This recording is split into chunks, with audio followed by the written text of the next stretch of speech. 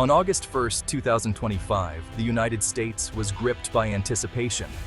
From bustling city squares to quiet rural towns, millions of Americans paused their daily routines, their eyes fixed on screens and their hearts pounding with uncertainty.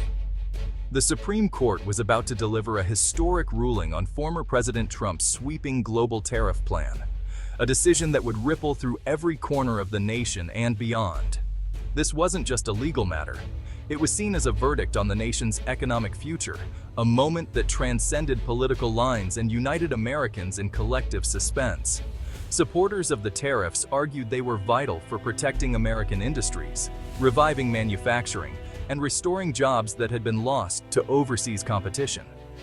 But critics warned of the dangers: economic isolation, higher consumer prices, and the risk of giving too much power to a single leader. Small business owners and farmers, already struggling with unpredictable markets, faced a future clouded by uncertainty, unsure how the ruling would affect their livelihoods. Even workers in industries the tariffs aimed to protect worried about unintended consequences, potential layoffs, factory closures, and the loss of hard-won stability. The case, U.S. Chamber of Commerce versus United States, became a symbol of the deep economic anxieties gripping the country, sparking heated debates in boardrooms, newsrooms, and kitchen tables alike. As the clock ticked toward 10 a.m., news networks ran special coverage, financial markets hovered in suspense, and a nation collectively held its breath, waiting for the verdict that could reshape their lives. The outcome would touch every American, influencing everything from the price of groceries and everyday goods to the strength of international alliances and the stability of global trade. At the heart of the case was a fundamental question: how much power should one person have to shape the economic destiny of millions? Could the executive branch unilaterally alter the nation's course? The nation awaited the justice's interpretation of constitutional principles, hoping for clarity in a time of economic conflict and political division. The ruling would not only decide the fate of a single policy, but would define the balance of power in shaping America's economic future for generations to come. Understanding tariffs is crucial to grasping the Supreme Court's ruling. Tariffs are taxes on imported goods, making foreign products more expensive to encourage domestic purchases. While they can protect industries, they also create economic ripples. Tariffs raise consumer prices and can harm industries reliant on imports. Retaliation from trading partners can lead to trade wars, affecting businesses and consumers. For example, U.S. tariffs on Chinese electronics might lead to Chinese tariffs on American soybeans. This cycle can devastate sectors like agriculture, showing tariffs' unintended consequences. The Supreme Court's decision would address these complexities and the balance of power in trade policy. The ruling would clarify the limits of executive authority in imposing tariffs. The outcome would shape America's approach to global trade and economic strategy. Trump's tariff strategy was central to his America First philosophy, aiming to protect U.S. industries from unfair competition.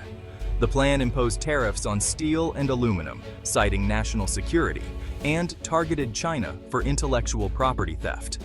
Critics argued this was an overreach of executive power, bypassing Congress's role in regulating commerce. The legal battle questioned the president's authority to unilaterally wage a trade war. The Supreme Court's decision would address these fundamental issues of power and economic policy. The global tariff plan sent shockwaves through economies around the world, creating both winners and losers in unexpected places. Markets responded with volatility as investors and businesses scrambled to understand the new rules of international trade. U.S. consumers quickly noticed rising prices on everyday items, from groceries to electronics, as tariffs made imported goods more expensive. For many families, this meant stretching their budgets further and making tough choices about what to buy. While the steel and aluminum sectors saw initial benefits, with increased production and job security for some workers, other industries, especially those relying on imported materials, suffered significant setbacks, leading to layoffs and uncertainty. The automotive industry, heavily dependent on global supply chains, faced billion-dollar cost increases.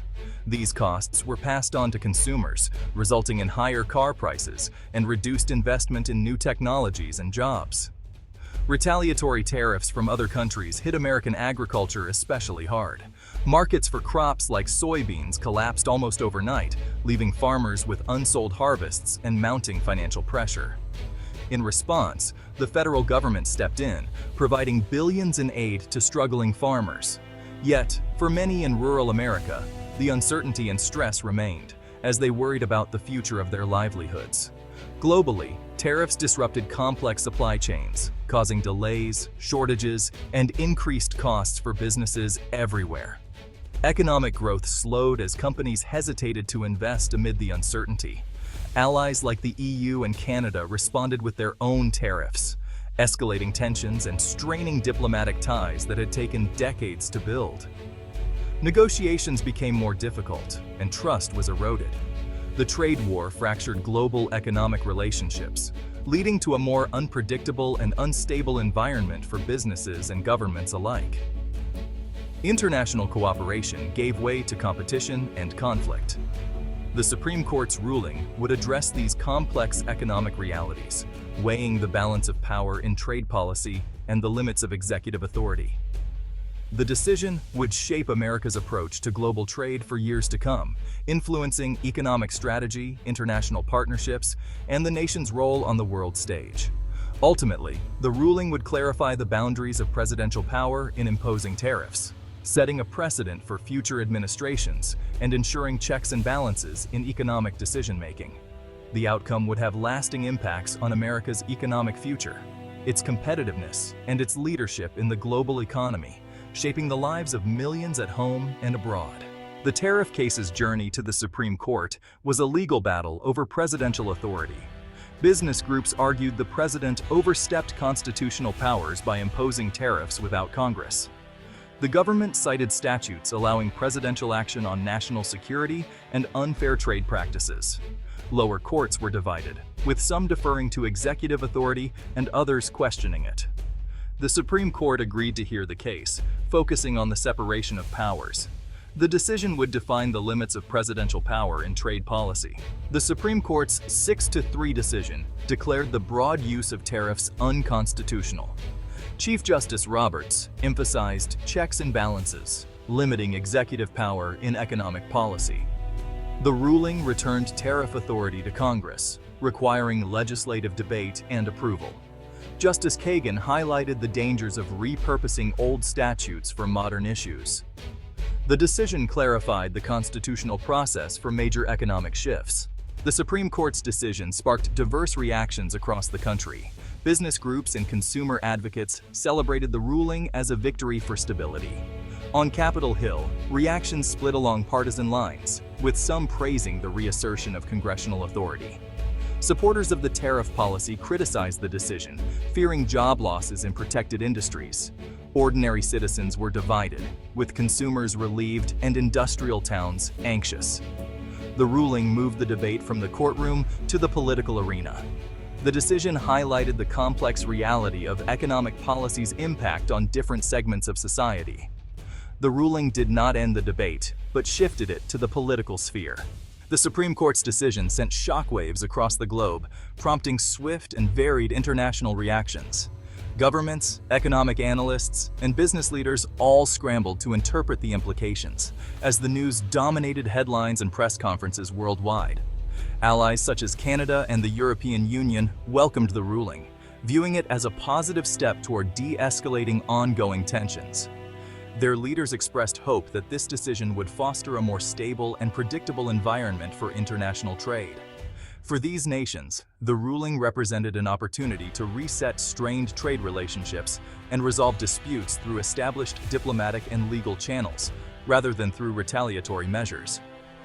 In Beijing, the response was measured but strategic. Chinese officials called for the immediate removal of all punitive tariffs, framing the decision as a chance to restore balance and fairness in global commerce. While the ruling opened the door for renewed negotiations, it also underscored the deep-seated distrust and lingering tensions between major economic powers, making future talks both necessary and challenging. The prolonged trade war had already forced many countries to rethink their economic strategies, diversify their markets, and reduce dependence on any single nation for critical goods and services. This global trend of de-risking supply chains and seeking alternative partners was likely to continue, regardless of the court's decision, as businesses and governments aim to protect themselves from future disruptions. The tariff episode had accelerated a significant shift toward building more resilient, regionalized supply chains, with companies investing in local production and logistics to minimize vulnerabilities. On a global scale, the ruling prompted a widespread re-evaluation of economic alliances and exposed vulnerabilities in the interconnected world economy, encouraging nations to reconsider their strategic partnerships.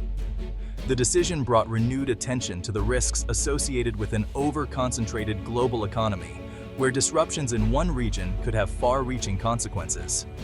Ultimately, the outcome of the ruling would play a crucial role in shaping the future of international trade dynamics and alliances, influencing how countries cooperate and compete in the years to come. The Supreme Court's decision offers critical lessons for American economic policy. It reaffirms the Constitution's separation of powers, emphasizing legislative deliberation in economic shifts. The ruling highlights the need for a holistic approach to trade policy, considering all sectors. Congress must reclaim and modernize its role in trade policy, updating laws for the global economy. Lawmakers face the challenge of creating a flexible, yet controlled trade framework. The decision forces a national conversation about America's economic future and global role. It exposes deep divisions between protectionism and open markets. The ruling clarifies the constitutional process for economic policy debates. The enduring question is how to navigate globalization while adhering to democratic principles. The nation must forge an economic policy that balances global effectiveness with constitutional integrity.